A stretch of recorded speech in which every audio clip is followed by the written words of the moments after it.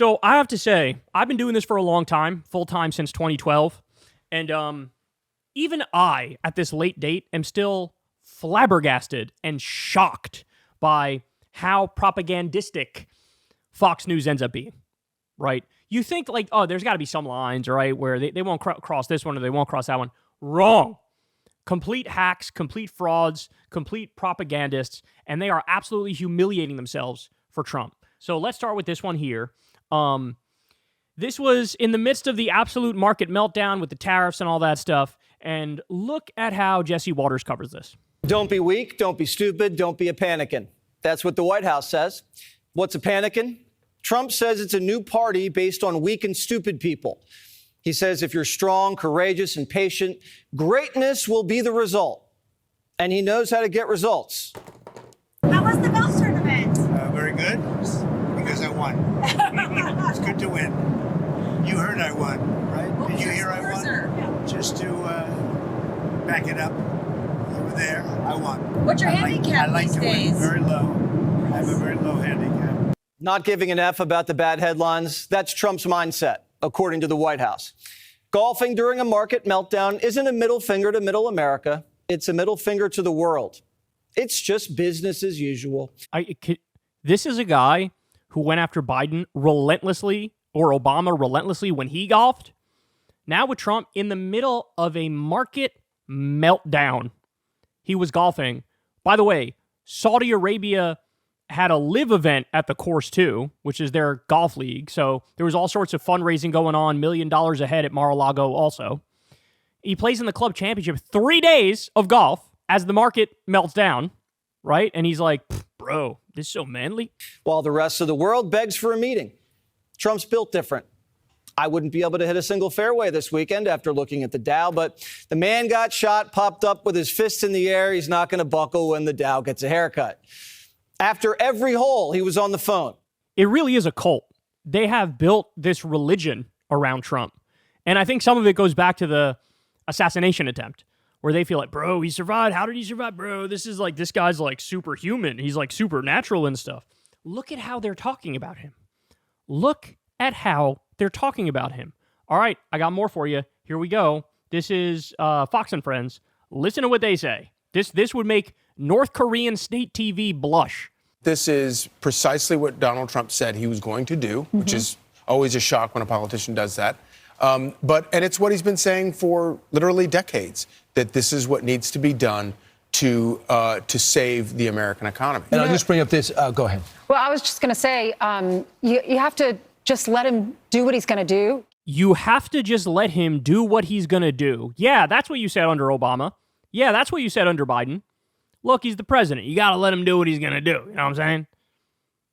They're not even trying. Give him some time because... Give him some time. He is a businessman. He's a billionaire. He knows what he's doing. Oh. And when does America say, we're tired of paying the most? Oh, my God. This is the myth that's baked into the heads of all these conservatives. The idea that we already live in a meritocracy.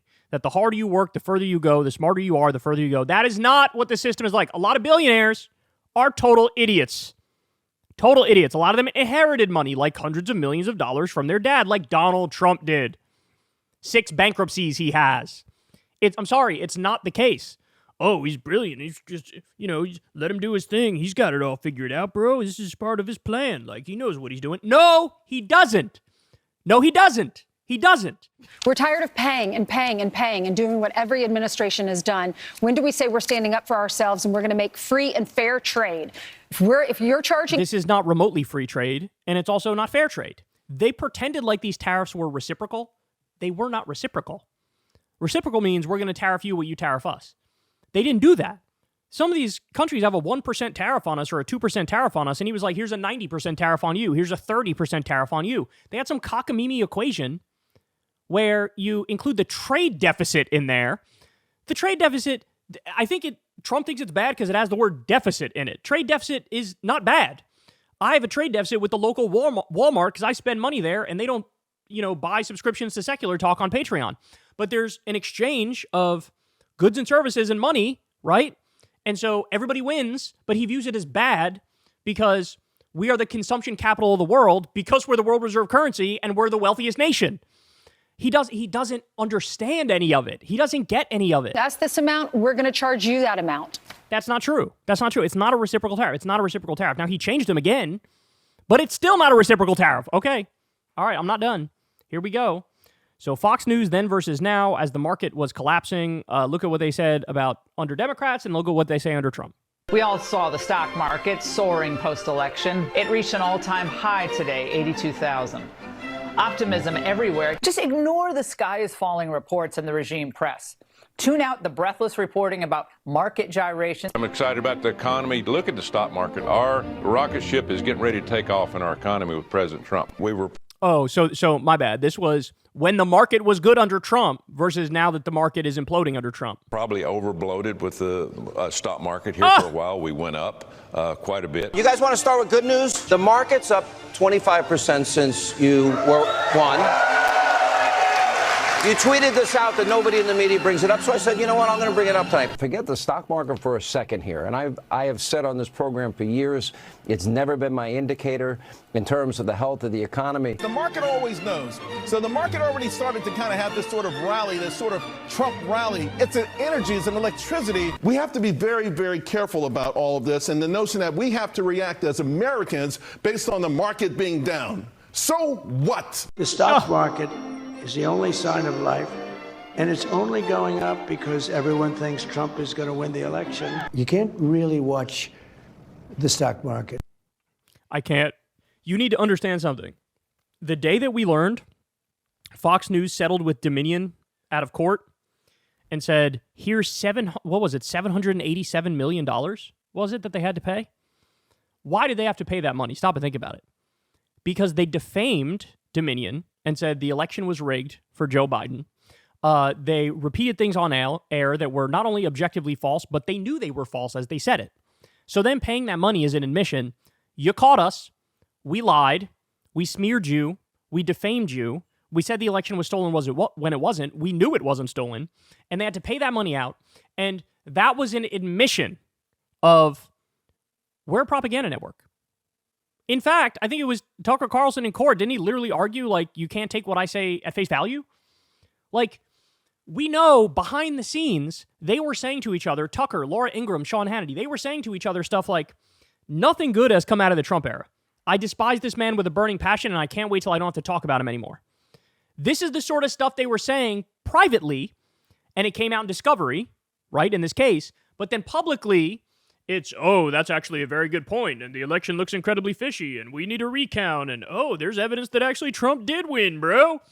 They had to pay out $787 million because they were proven, demonstrable, verifiable liars.